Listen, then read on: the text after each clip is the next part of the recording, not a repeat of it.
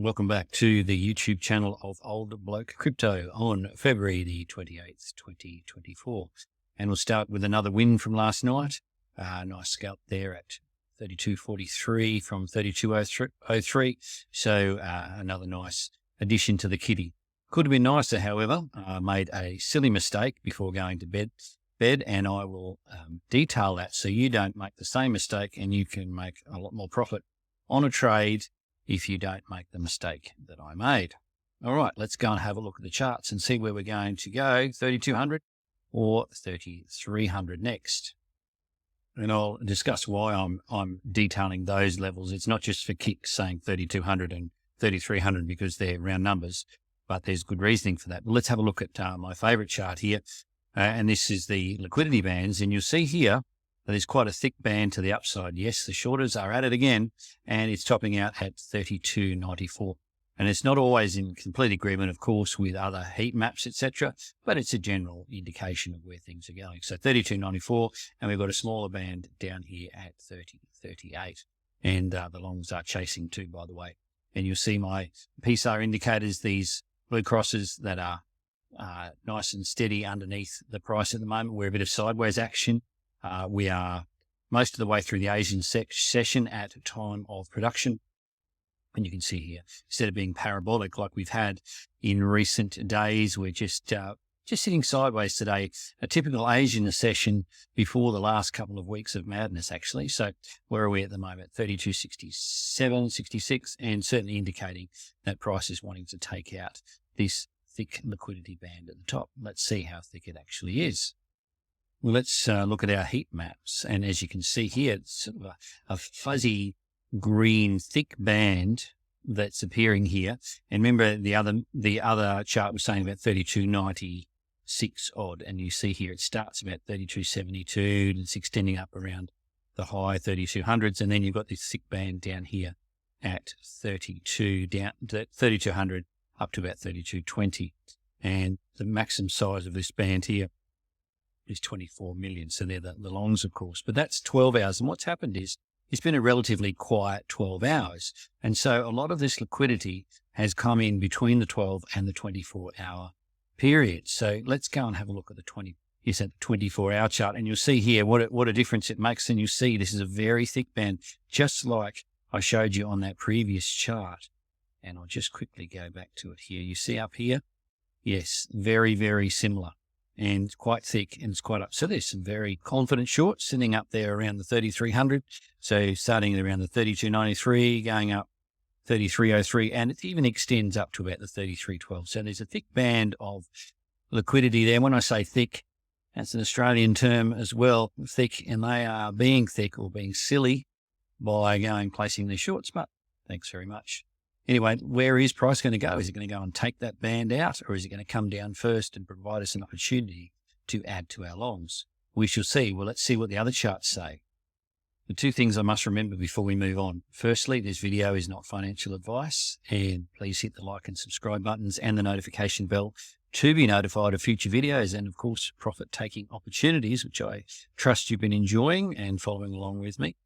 The second thing is the mistake that I made last night, and that was, and we're looking at the 1 hour chart here, instead of setting my take profit to close out where I thought the price was going to close out, which was in the high 32.70s, I let it run.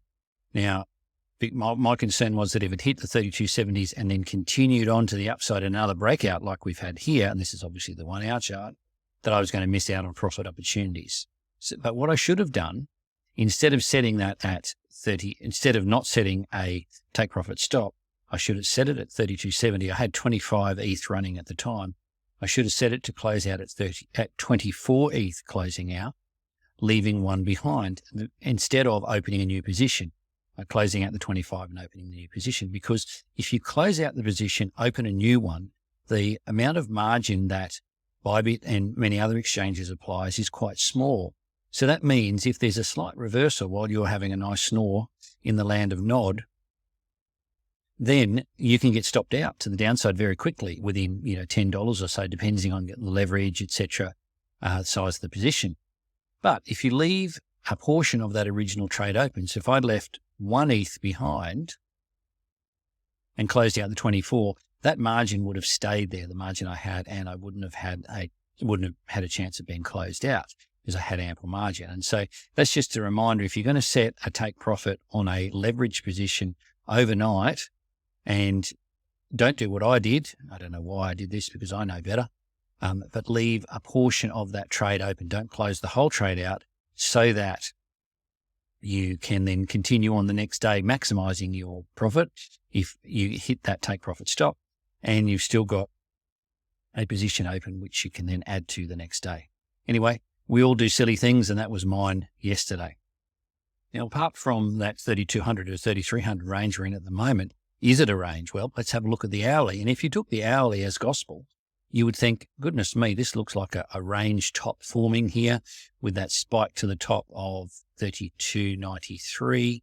You know, there's been some other wicks right up there as well. You think, obviously that wick's been taken out, and most of these have been taken out at least 50%. Now, when you get a lot of wicks to the upside like this and price doesn't progress, well, that indicates generally that a reversal is coming. It's quite common, actually. But remember, I've said to you before, low time frames are often quite noise, and this is 1 hour, which is a low time frame. So let's look at the 4 hour, still a low time frame. In my opinion, I prefer the daily and the weekly charts to get a real idea of where things are going. But if you look here, okay, we're respecting our EMAs, looking good, but then you get up here and you see again, is this the top of a range forming in the 4 hour? And again, wicks to the upside, not progressing. Let's go to a high time frame to get a real idea. Right, and this is the daily, and the higher the time frame, the more that you see it's less likely that a range is forming and more that we're still trending. So we're going to have to see multiple days, 3 or 4 days. We're now in Wednesday in Australia, so we've still got 3 American trading sessions to go for the week. We would need to see multiple days sideways here to get an idea that we are trending, that we are not trending, that we are forming a range. So the jury's still out, but you have to go with trending at the moment, continuing obviously to the upside, in the absence of further data to confirm a range top.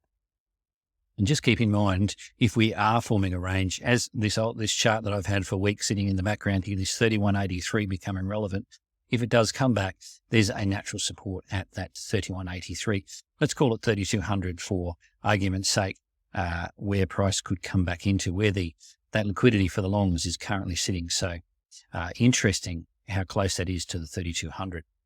And of course, looking at King Bitcoin now, and this is the thing, is that we're in the 1 day high time frame chart. And if you think that that is a range, you're kidding yourself. This is not a range. This is trending. So it dictates the rest of the market. So of course, this is today's candle, of course. And you can see here we're still trending, and we're going to need multiple days sideways here to say that the market overall is in a range. So it's not still trending until further notice. So we're over the 57,000, and we could easily get to that magical 60,000 mark in this current move. And the way it's going at the moment, we had a 10% move yesterday. We get another 10% move. Well, there goes $60,000 mark. But anyway, we'll take it level by level. But anyway, as I said, trending, not ranging from Bitcoin. And of course, ETH BTC, a very interesting chart here. And I again refer to, it is not indicative of Ethereum's weakness. It's indicative of Bitcoin's strength, this chart. And so again, nothing to be concerned about. It's lovely to stay above the 200 EMA. And I firmly believe that it will do so once ETH really starts to break out. Obviously against BTC, but against the US dollar as well. And the capital rotates from Bitcoin into Ethereum. Not happening yet, not on the short time horizon. But anyway, we've closed yesterday below the 200, and you can see here we're still around that 200. And it's nice, it's great. When it's above the 200, it's really strongly trending. Great. But as long as it's above the 50 EMA, which is the light blue line here, and I won't scroll out at the moment on the chart, but as long as it's above the 50 EMA, we're still doing well. And so if it comes down here and bounces off the 50 EMA, bounces to the upside, great. I'll be watching it.